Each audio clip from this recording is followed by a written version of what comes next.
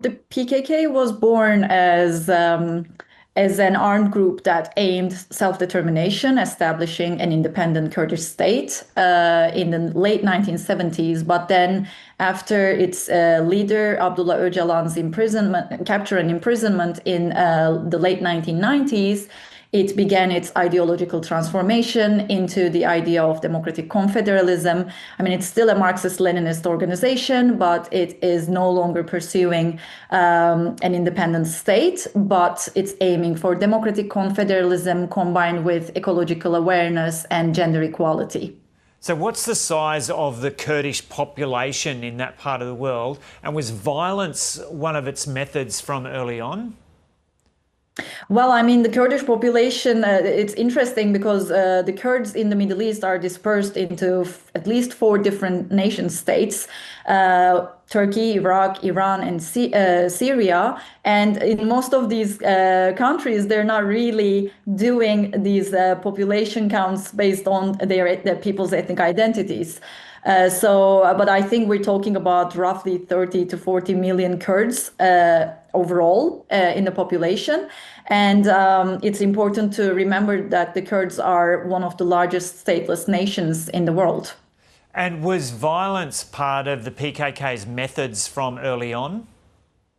Oh yeah, it was. At the beginning, it started with a warfare, rural warfare against the Turkish state, and then things have really escalated in the 1990s, which caused thousands of people's lives in these more than 4 decades, 40 years. So yeah, it had used violent ways, but then it's important to remember the ideological shift in the 2000s, in the early 2000s, that that resulted in this change in the attitude, in the expectations of the movement. Although the armed actions, armed groups, armed fractions continued their existence, the PKK being the major force there. Yeah.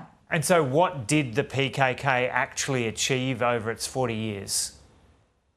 Well, I think if we look at this process now, this declaration coming from the PKK Congress is of course very important. It's historical, but there have been other peace processes in the past. In the 1990s, in the 2000s, there have been a number of ceasefires between Turkey and the PKK. Sometimes they were mutual, sometimes they were bilateral. But in any case, this is definitely not the first peace process.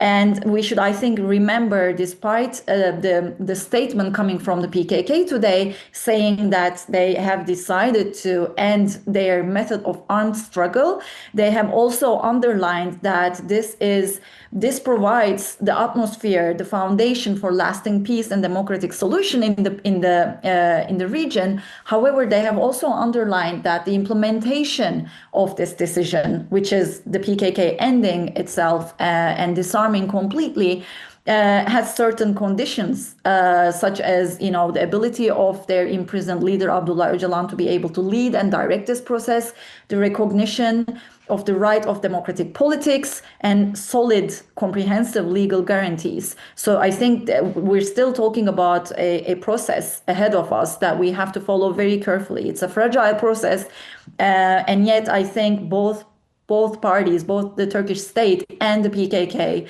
are really aiming for lasting peace this time. And so how much territory do the PKK or the Kurds control in Turkey and Syria and Iraq?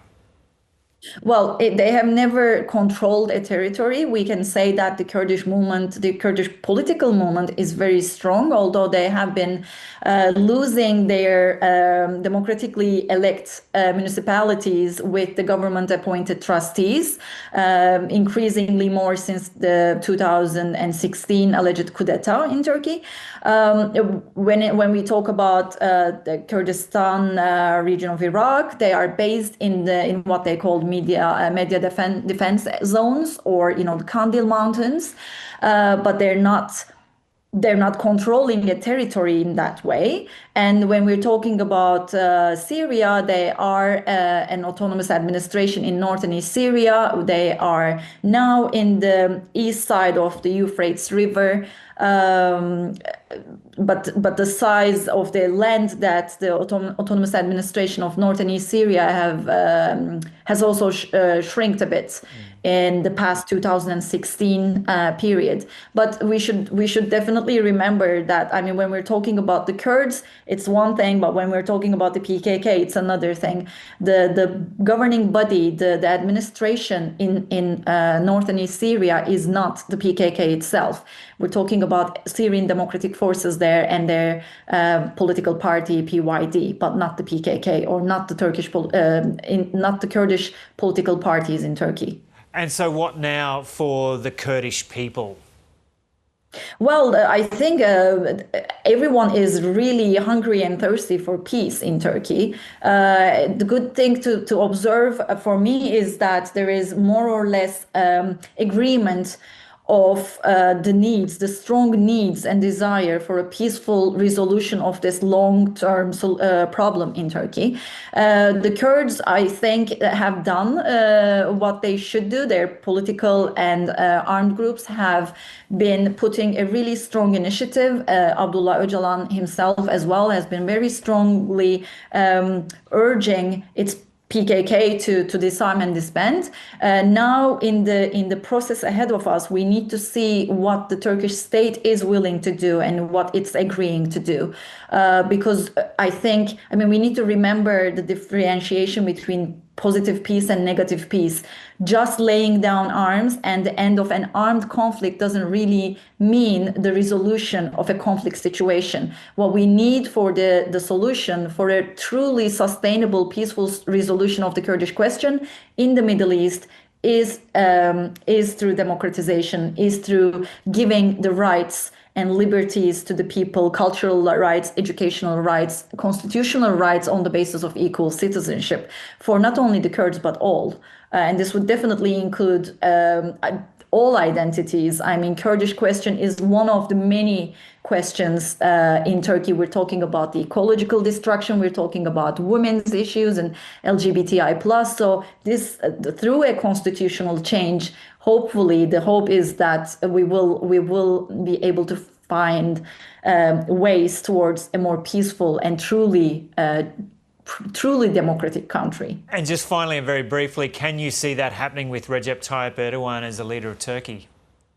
That's a very good question. I don't know, but it seems to me that the whole process that we're seeing since last autumn 2024 is very much intertwined with the developments in the region, in the Middle East, with al-Jolani or al-Sharas coming to power, HDS gaining the control of Damascus and Syria, with Israel and its war in Gaza. I think the regional dynamics are very much intertwined, and we're also observing the new Trump era with the US. So I think that the PKK and Turkey dialogue happening since last autumn should be observed within this larger geopolitical climate. In that sense, it could be that, I mean, maybe it wasn't Recep Tayyip Erdogan's or Devlet Bahçeli's even, because he's the Nationalist Movement Party leader. Maybe this wasn't their first choice, but I think the Kurdish movement, through its resistance, through its determination, has managed to establish itself as an important regional actor that should be negotiated with. Yeah. So I think this is beyond Recep Tayyip Erdogan at this point. It has to do with the regional dynamics. Yeah, okay, really interesting to get your perspective. Pınar Dinç, thanks so much for talking to us from Sweden.